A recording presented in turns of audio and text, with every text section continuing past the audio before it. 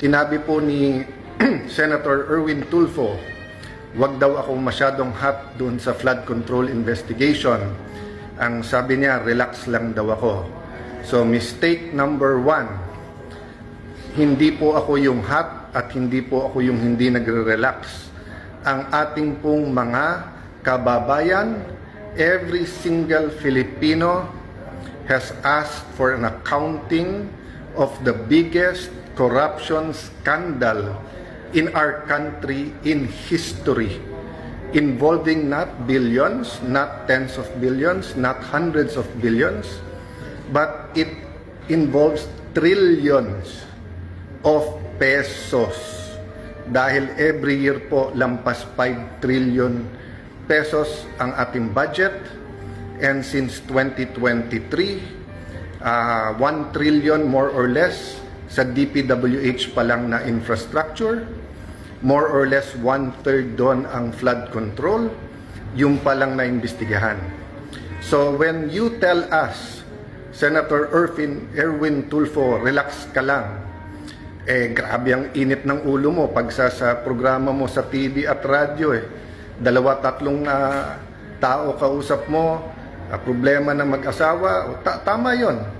Kasi those are real lives and real problems. Pero ito problema ng buong Pilipinas, sasabihan mo kami lahat, relax ka lang. Let me explain bakit ko sinasabing ang sinasabihan ni Erwin Tulfo ay lahat po tayo. Remember po, sa minority, toka-toka po kami. Ang nakatoka sa flood control ay si Senator Rodante Marcoleta. Okay? At siya nag-umpisa nito as chairman. At umpisa pa lang ng hearing, napapakanta na niya ang mga witness. Diba? O anong naging problema? Pinalitan siya. O, pagkatapos siyang palitan, kinasuhan siya. Pagkatapos siyang kasuhan, diba, nakapag-take over po ang grupo natin, inisa-isa po kami, sinugod po ng NBI ang Senado para hindi sana makaboto si Senator Bato. Afterwards po, May 13, full battle gear, sinoround na naman ang Senado, at pagkatapos inaresto si Senator Jinggoy, then inaresto naman po, bago arestuhin si Senator Marcoleta, ano po ginawa nila? Pinilit na hindi maka-hearing ang Blue Ribbon Committee kahit tumuloy. So my point is, I have to step in. Kinulong na nila yung tao . Hindi man pwedeng sa minority, hindi man pwede sa Senado, si Senator Lacson at si Senator Erwin Tulfo na lang ang siyang mamahala sa flood control, tapos may pasahan sila ng bola sa DOJ at Ombudsman, at pipiliin lang nila yung witnesses, pipiliin lang nila kung sinong gusto nilang ipakulong at hindi. Samantalang ang linaw-linaw, sabi ni Senator Lacson, walang mastermind. Sinabi naman ni Ombudsman, meron.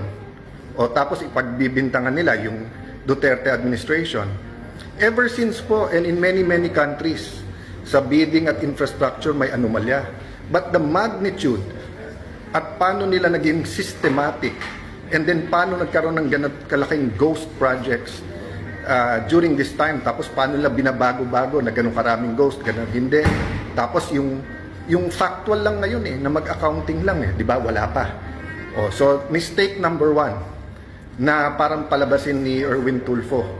Relax lang natapos. Okay, mistake number 2. Ang sabi po niya, araw-araw nag-impeachment. So paano mag-hearing? Monday to Wednesday lang tayo, pare. Nag-hearing. Paano daw gagamitin ng session hall? Maraming kwarto po ang Senado.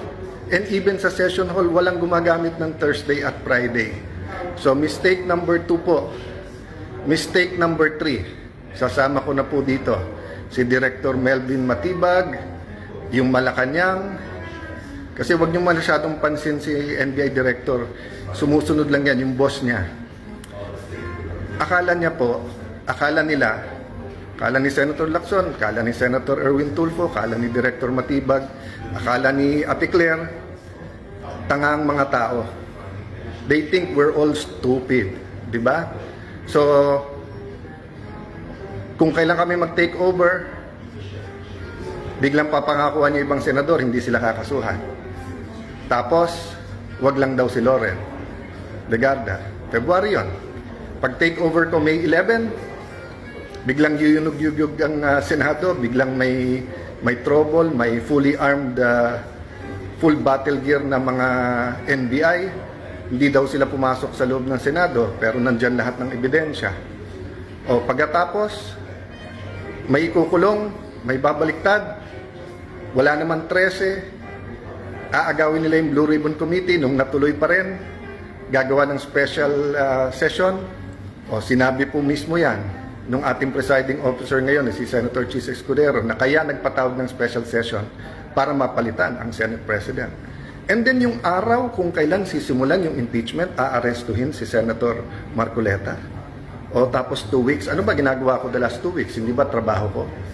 So whether you like my performance or not sa impeachment, you know, 21 kami nandun.